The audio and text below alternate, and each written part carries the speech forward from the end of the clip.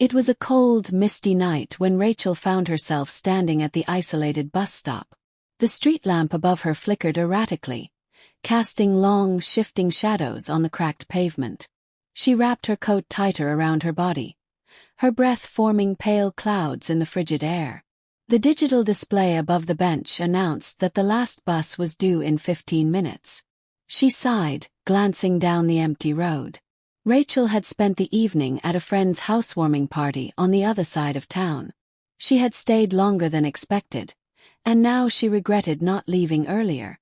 Her phone battery was at 3%, and there was no telling if the bus would even arrive on time. As she shifted from one foot to the other, trying to keep warm, she noticed the unsettling quietness of the area. The city was never truly silent, but here, at this particular bus stop, there was an eerie stillness.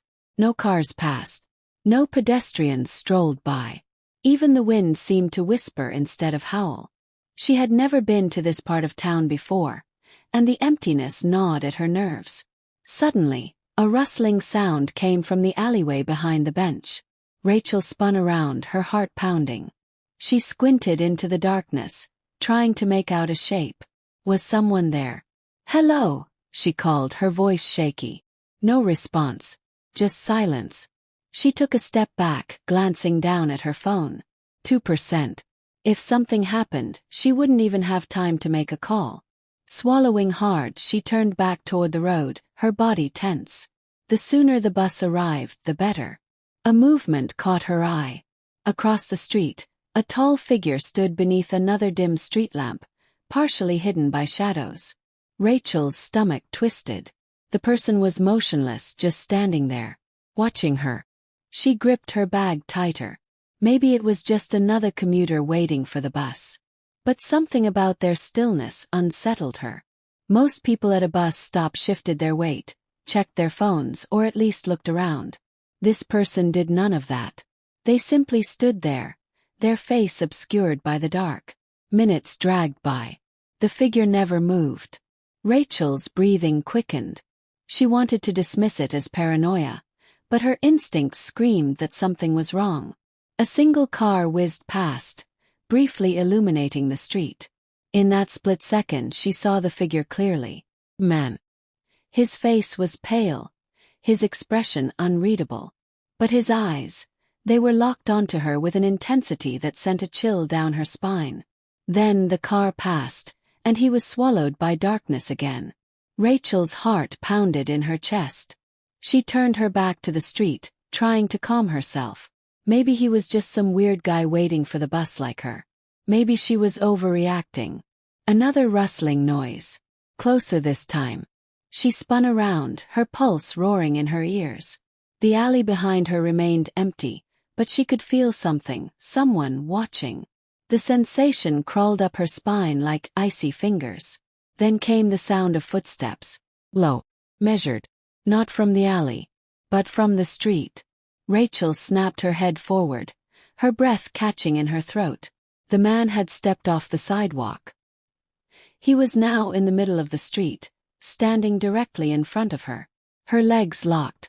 He was too close. Too still. The bus couldn't come fast enough. She forced herself to act normal. She took a deep breath and turned to the digital display. 8 minutes.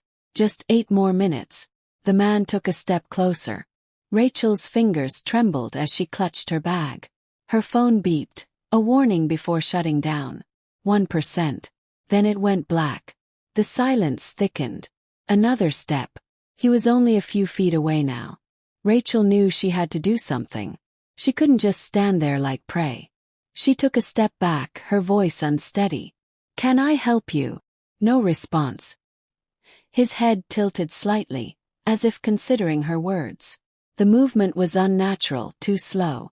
Like he was mimicking human behavior but not quite getting it right. Rachel's stomach turned. A loud hiss of brakes shattered the silence. Her heart leaped. A bus. Bright headlights flooded the bus stop as the vehicle slowed to a stop in front of her. The doors creaked open, revealing the dimly lit interior. Without hesitation, Rachel darted forward, gripping the cold metal rail as she climbed aboard. She turned around instinctively, expecting to see the man right behind her. But he was gone. She scanned the sidewalk, the street, the alley. Nothing. He had vanished. Shaken, she quickly found a seat near the front, her hands trembling. The driver, an older man with graying hair, gave her a brief glance in the mirror. "You okay?" he asked. Rachel nodded quickly, though her pulse was still racing. "Yeah, just cold." The bus pulled away from the stop, the city lights blurring past the window. She exhaled, trying to steady her nerves. Maybe she had imagined it. Maybe the stress of the night had gotten to her. But deep down she knew something was wrong. And then, in the reflection of the window, she saw it. Shadow. Not hers. Not the driver's. It was sitting in the seat directly behind her. Rachel's breath stopped. Slowly she turned her head, and the bus plunged into darkness. The darkness was complete, swallowing everything. Rachel gasped, her heart slamming against her ribs. The bus shuddered as if hitting an unseen bump, making her grip the seat tightly. She could hear the driver cursing under his breath. "Damn blackout," he muttered. "Hold on, folks. Should be back soon." Rachel swallowed hard, her mind racing. The shadow in the seat behind her. It had been there, hadn't it? But now, with no light, she couldn't see anything. Then came the breathing. Low. Heavy. Right behind her. She turned her head sharply. The darkness was thick, suffocating. But she could feel it, something was there. The bus jerked suddenly, and the lights flickered back on. Rachel whipped her head around.